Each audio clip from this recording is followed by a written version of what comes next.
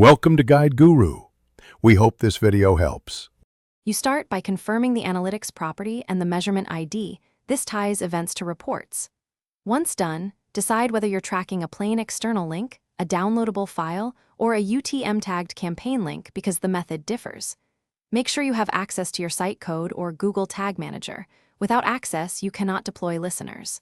Now, add the basic G tag, JS or GTM container to the page if it's missing, so subsequent event tracking can fire and be recorded.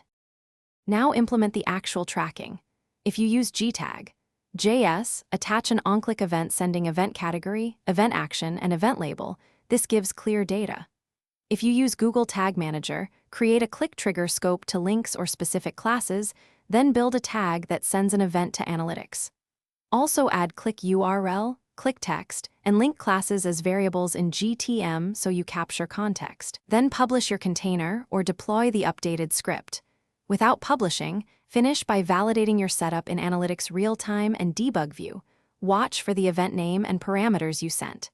If nothing appears, make sure scripts aren't blocked by ad blockers, that selectors or on-click attributes match the actual DOM, and that your measurement ID is correct. Once fixed, test on multiple browsers and mobile devices to confirm consistent event firing.